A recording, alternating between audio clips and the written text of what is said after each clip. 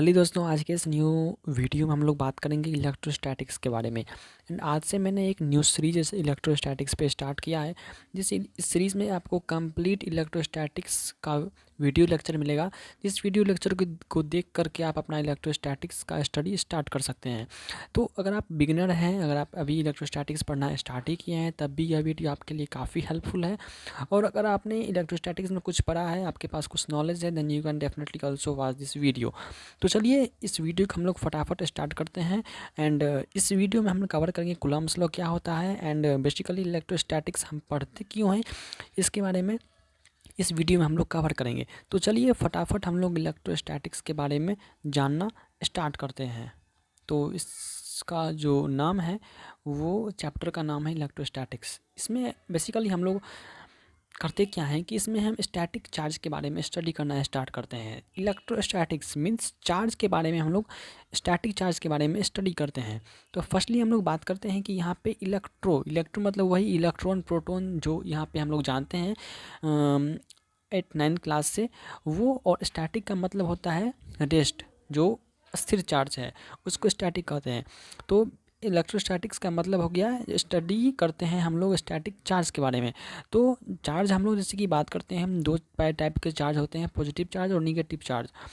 Electron proton और neutron भी होते हैं, बट न्यूट्रॉन जो होता है उसका ओनली हम लोग मास होता है, ओके उस पर चार्ज नहीं होते, वो न्यूट्रल होते हैं। तो हम लोग पॉजिटिव निगेटिव चार्ज के बारे में ही हम लोग स्टडी करते हैं। तो लाइक जैसे पॉजिटिव निगेटिव होता है तो आपस में क्या करते हैं, वो रिपल्सन नहीं करते हैं बल्कि अट्रैक्शन करते हैं।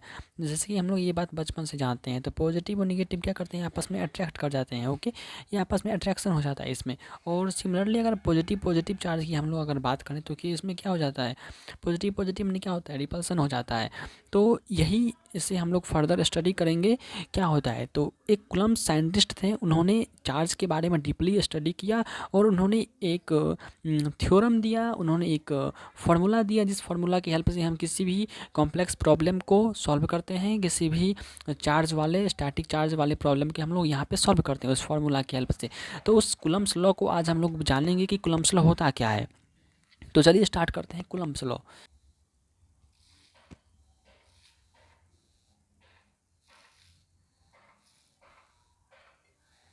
तो चलिए ये है कूलम्ब्स लॉ। तो कूलम्ब्स साइंटिस्ट उन्होंने कहा कि दोनों चार्ज, जैसे कि लाइक एक चार्ज Q1 है और एक चार्ज Q2 है, ओके ये दोनों चार्ज है एक सर्टेन डिस्टेंस पे क्या है, सेपरेटेड। लेट सपोज जिस डिस्टेंस का नाम है R, ये R डिस्टेंस पे क्या है, सेपरेटेड है। तो ये Q1 एंड Q2 चार्ज जो हैं, इस पर जो फोर्स लगेगा, अट्रैक्शन और रिपल्सन का दो टाइप का जो फोर्स लगता है, वो फोर्स जो है डायरेक्टली प्रोपोर्शनल होगा Q1 एंड Q2 के। ये दोनों चार्ज जो हम लोग यहाँ पे डाले हुए हैं उसके प्रोपोर्शनल होगा। तो यहाँ पे चार्ज Q1 था और यहाँ पे चार्ज Q2 था, तो फोर्स जो होगा वो डायरेक्टली प्रोपोर्शनल होगा Q1 एंड Q2 के। और दूसरा उन्होंने बताया कि फोर्स जो होगा वो इन्वर्सली प्रोपोर्शनल होगा R² के, जितने डिस्टेंस पे वो दोनों चार्ज क्या है, सेपरेटेड है। तो ये दोनों कूलम्ब्स ने उन्होंने कहा। और दोनों इक्वेशन को जब हम कंबाइन करेंगे, लेट सपोज ये इक्वेशन अगर 1 है और ये इक्वेशन अगर 2 है, तो इस दोनों इक्वेशन का हम लोग कंबाइन करते हैं। कंबाइन करने पे क्या हो जाएगा, फोर्स जो होगा वो डायरेक्टली प्रोपोर्शनल हो जाएगा Q1 Q2 अपॉन R² के, ओके। तो और अगर हम Q1 Q2 अपन R² का जो प्रोपोर्शनलिटी साइन यहाँ पे हम लोग लगाए हुए हैं, इसको अगर हम हटाते हैं तो फोर्स इक्वल टू हो जाएगा K, इसके ऊपर हम लोग K डाले हुए हैं जो प्रोपोर्शनलिटी कांस्टेंट है, and Q1 and Q2 upon R²। तो ये कूलम्ब्स ने दिया, ये जो एक फार्मूला है, इसको लॉ भी कह सकते हैं, कूलम्ब्स लॉ कहते हैं, उन्होंने कूलम्ब्स ने दिया। और यहाँ पे K जो है सो यहाँ पे हम लोग इलेक्ट्रोस्टैटिक फोर्स कांस्टेंट इसको कहते हैं। K जो है सो इलेक्ट्रोस्टैटिक्स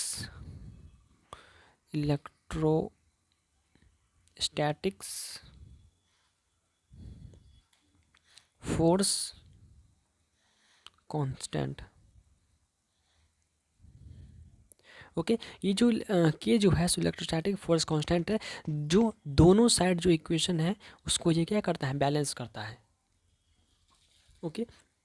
और इस K का जो वैल्यू होता है, ये K जो है इसका जो वैल्यू होता है वो 9 × 10⁹ न्यूटन मीटर स्क्वायर और कूलम्ब -2।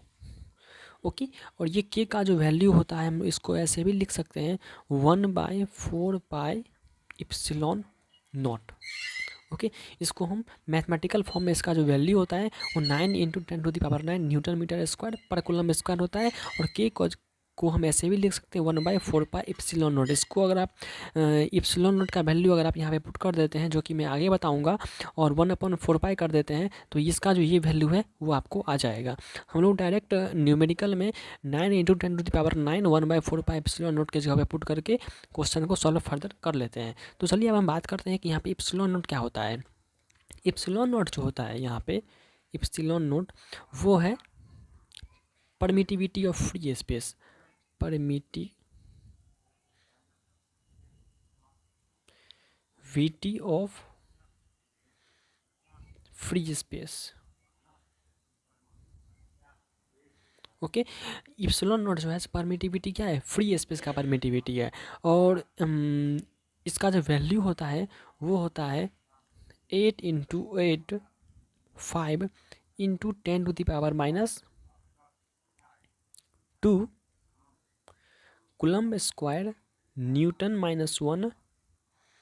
एक मिनट, कूलम्ब स्क्वायर न्यूटन -1 और मीटर -2।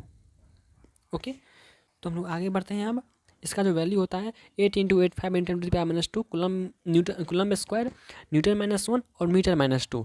तो इसका जो हम लोग लिख चुके हैं, इसका ऐसा यूनिट है परमिटिविटी का क्या होता है, यही होता है।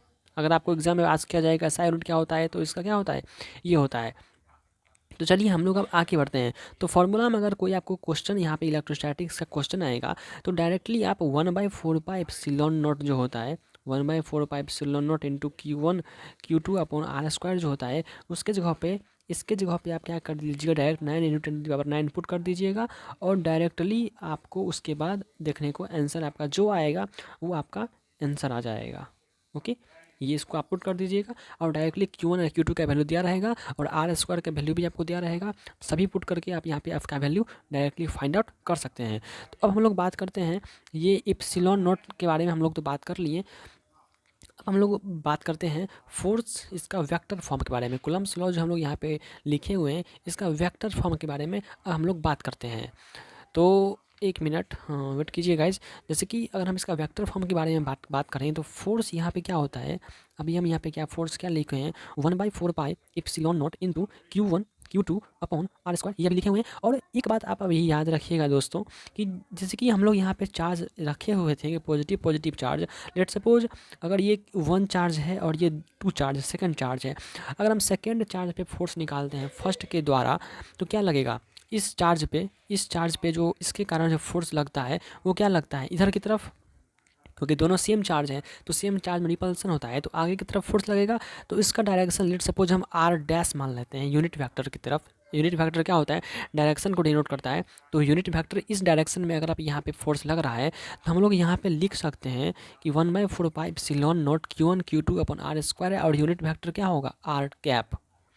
ओके, और यहाँ पे इसको हम इरेज अभी कर देते हैं। लेट सपोज यहाँ पे अभी हम इरेज इसको कर देते हैं एंड अगेन हम इसको हम यूनिट वेक्टर, हम जानते हो कि मैथमेटिक्स में कि यूनिट वेक्टर जो होता है वो होता है वेक्टर अपॉन उसके मैग्नीट्यूड से अगर हम डिवाइड कर देते हैं तो वो क्या हो जाता है, यूनिट वेक्टर हो जाता है। ओके, वो क्या हो जाता है, वे यूनिट वेक्टर हो जाता है। तो यही काम क्या करना है यहाँ पे हमें करना है। तो यहाँ पे फोर्स क्या हो जाएगा, यहाँ पे फोर्स क्या हो जाएगा, ये जो फोर्स है सो वेक्टर फॉर्म है यहाँ पे फोर्स का। ओके, तो फोर्स इक्वल टू यहाँ पे हम लोग लिख देंगे 1/4πε0 into Q1 Q2 upon R² into R का वेक्टर अपॉन इसके मैग्नीट्यूड से क्या करेंगे, हम डिवाइड कर देंगे। ओके, अब क्या हो जाएगा दोस्तों कि ये वाला जो फॉर्म है इसका कलर, इसको हम थोड़ा चेंज कर देते हैं। देखिए ये जो वेक्टर है ओके, और ये जो आर जो है और ये जो आर है दोनों क्या है, मैग्नीट्यूड है। तो दोनों मैग्नीट्यूड क्या हो जाएगा, मल्टीप्लाई कर देंगे इसको, हम दोनों मैग्नीट्यूड को क्या कर देंगे, मल्टीप्लाई कर देंगे। तो फिर से अगर हम इसको फर्दर सॉल्व करते हैं तो एफ इक्वल्स टू क्या हो जाएगा 1/4 pi epsilon naught Q1 Q2 upon r का क्या हो जाएगा क्यूब हो जाएगा क्यूब। ओके, ये मैग्नीट्यूड है और यहाँ पे क्या आर जो बचा हुआ वेक्टर सो क्या है यहाँ पे बचा ही रहेगा। तो यही जो है सो एफ का वेक्टर फॉर्म हो गया। कूलम्ब्स लॉ का वेक्टर फॉर्म इसे ही कहते हैं कि 1/4 पाई एप्सिलॉन नॉट, और जो यहाँ पे आया हुआ है इसको ही कूलम्ब्स लॉ का वेक्टर फॉर्म कहते हैं। ओके, तो इसमें कोई रॉकेट साइंस नहीं है, फटाफट आप इसको देख सकते हैं कि डायरेक्शन पर डिपेंड करता है कि किस डायरेक्शन में फोर्स लग रहा है, उसी डायरेक्शन में हम vector i cap r cap देंगे और उसको हम फर्दर सॉल्व करके निकाल लेंगे। ओके, तो यही है Coulomb's law. I hope Coulomb's law आपको पता लग गया होगा।